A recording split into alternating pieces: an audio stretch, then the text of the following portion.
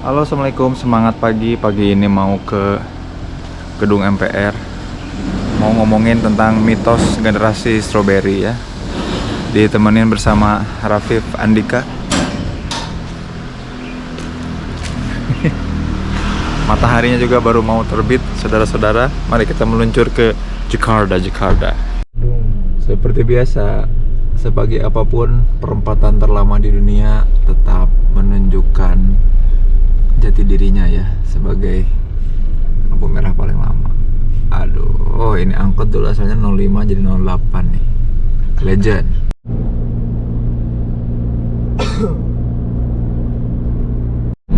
Welcome to Jakarta.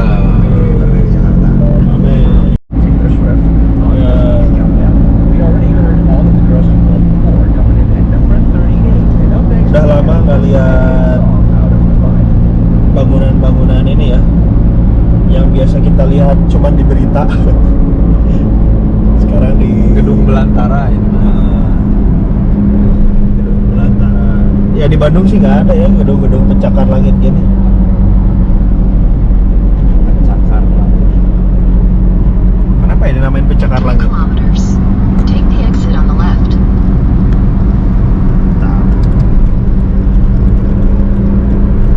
Gedung ini gerbang Pancasila. Ini aja nanti kita sampai foto-foto. Kita sekarang udah di Senayan, Bray. Senayan. Senayannya bukan Senayan olahraga, di gedung Dewan lagi. Di gedung Dewan, cuy. Aduh, Masya Allah. parkir khusus anggota Dewan tuh di situ. Kita Ini kemana? nih. Kita disuruh ke kanan ke Kolbak. Tuh itu. Itu Kolbak tuh.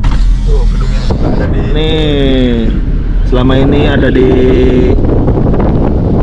apa? Berita-berita doang ya, lihat gedung kayak gini sekarang. Protes. Sekarang di mana ya? Ini Kolbak. Ini Kolbaknya kayaknya belok ke sini deh.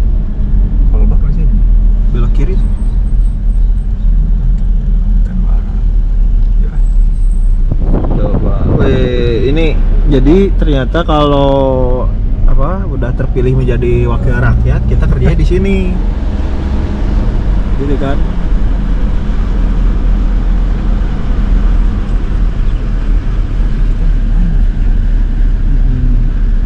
Ini harus nanya nih.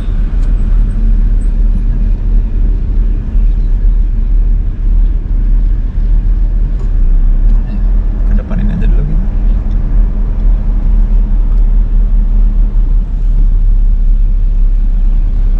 Ini karyawan bukan nih?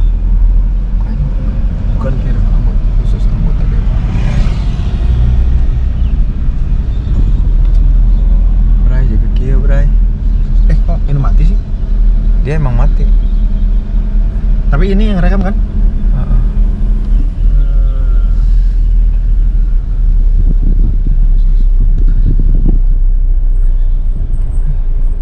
Mau tanya dulu.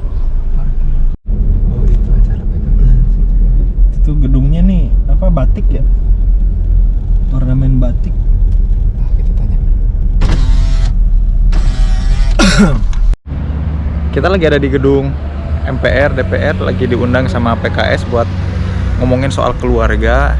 Sebenarnya aku mau ngomongin tentang mitos generasi strawberry ya. Nggak ada tuh yang namanya generasi strawberry. Pengen ngejelasin di sini ke orang-orang PKS yang undang ya. Bukan berarti saya pendukungan orang PKS ya, tapi karena saya diundang sama PKS-nya buat sharing sebagai akademisi tentang hal tertentu. Ya, kita lihat-lihat dulu yuk kayak gimana nih di belakang gedung andalan.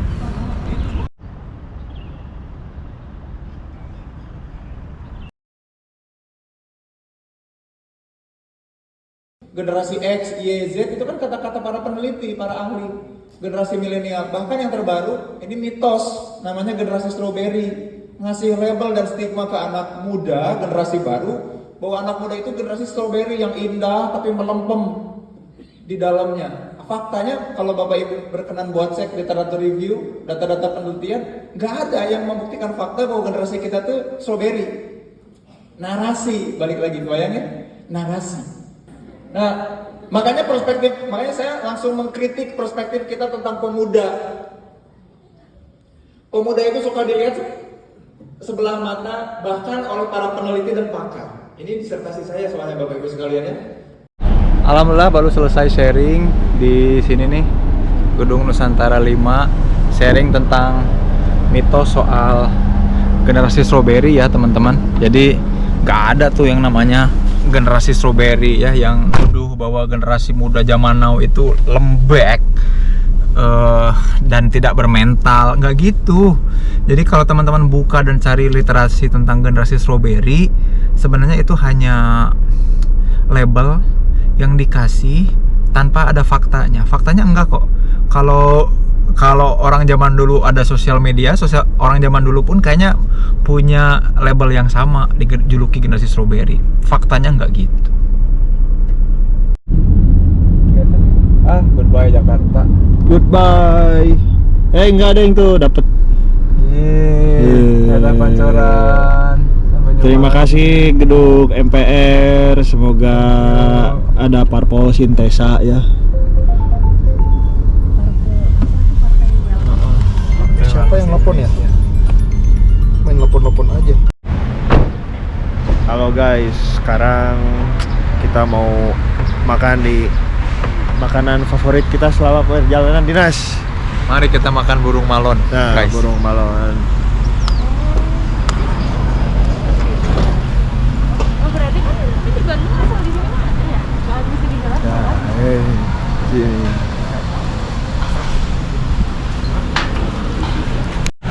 Inilah menunya bersama Feli. Halo Feli, dadah dulu. Yang mana? Jeraput kita. Sudah kenyang. Saatnya. Oh tadi lupa pas lagi masih ada di ini direkam. Hari ini tuh soalnya ini cuma sebagai cocok lagi doang. Cocok buat Lagi ada maraton. Para lari-lari orang-orang. Mantap. Hari ini Bandung lagi ramai banget sama para pelari maraton ya. Katanya kurang lebih ada 16.000 pelari maraton yang lari entah berapa kilometer. Tapi intinya banyak banget jalan yang ditutup di Bandung ya. Dan kebanyakan dari 16.000 pelari itu adalah generasi-generasi yang disebut sebagai generasi strawberry. Jadi makin nggak masuk akal. Tapi dari mana sih awalnya generasi strawberry itu? Mari kita bahas ya, supaya kita jangan salah paham tentang generasi strawberry dan ngasih-ngasih label soal itu. Hari kemarin tuh saya sharing di gedung MPR, di depan Ormas, di teman-teman PKS, juga banyak lembaga, juga para perwakilan mahasiswa, dan juga ada beberapa partai lain juga ikut sharing tentang ketahanan keluarga. Tapi saya menyerotinya sudut pandang generasi milenials ya. Betapa banyak kita itu punya stigma negatif, punya asumsi negatif terhadap anak muda. Nah, salah satunya yang kemudian diformalisasi lewat istilah namanya generasi strawberry ya. Sebuah anggapan di mana generasi sekarang itu ibarat strawberry yang indah, pengen tampak indah di luar, tapi ternyata isinya tuh lembek, melempem gitu ya. Padahal sebenarnya nggak gitu. Jadi generasi strawberry itu sama sekali tidak terbukti di penelitian-penelitian dan secara faktual di lapangan. Jadi kalau kita cek literatur review, jurnal-jurnal yang nyebutin istilah generasi strawberry sama sekali tidak membuktikan definisi dari generasi strawberry itu sendiri. Nah, ini yang menarik ya. Artinya klaim generasi yang sekarang adalah generasi strawberry itu tanpa dasar dan tidak ada faktanya.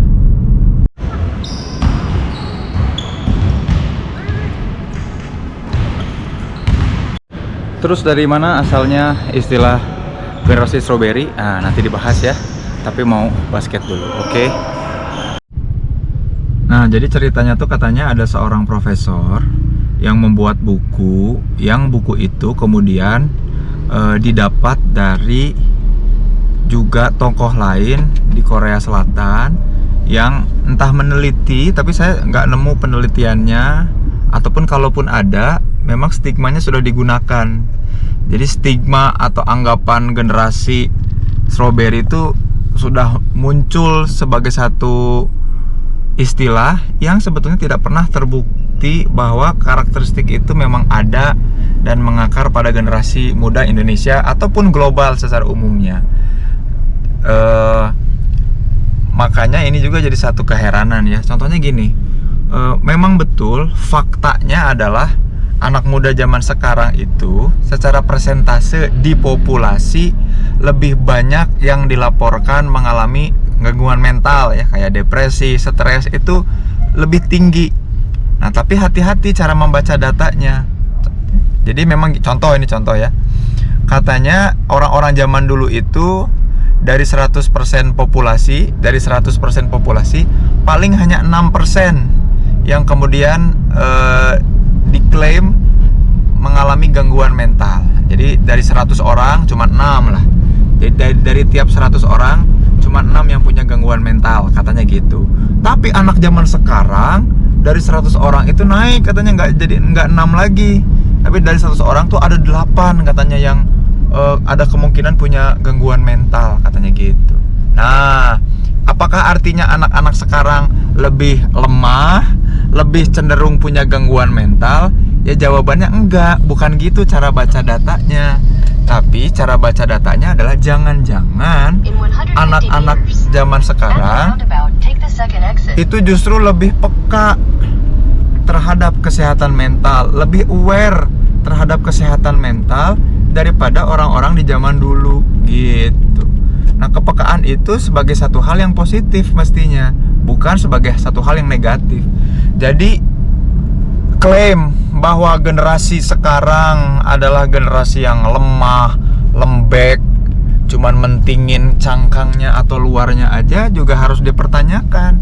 Karena saya pun kemudian setelah adanya buku beliau dari Prof. Renal Kasali tentang generasi strawberry itu, saya tidak menemukan ada fakta yang membuktikan bahwa generasi ini dibandingkan generasi sebelumnya itu memang lebih lemah gitu ya, karena tidak ada data statistik yang bisa dibandingkan, tidak ada data yang betul-betul serius menunjukkan klaim bahwa generasi ini adalah generasi strawberry.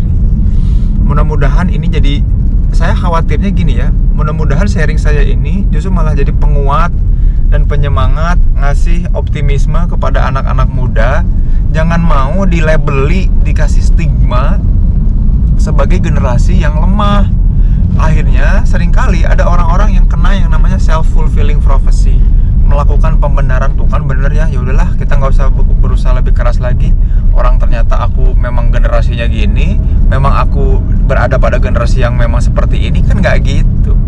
Mudah-mudahan video ini membantu, terutama buat kita para anak muda ataupun orang-orang yang kemudian jadi punya judgement, asumsi yang negatif sama anak muda. Padahal nggak gitu. Nggak bisa dibilang bahwa orang tua zaman dulu atau anak muda yang zaman dulu pun nggak strawberry. Bisa jadi sama-sama aja, karena nggak ada datanya dan nggak apple to apple kalaupun mau membandingkan antar data itu. Terima kasih, Zain Pramana pamit. Mudah-mudahan video ini bermanfaat buat kita semua. Sampai jumpa di bahasan-bahasan lain. Assalamualaikum warahmatullahi wabarakatuh.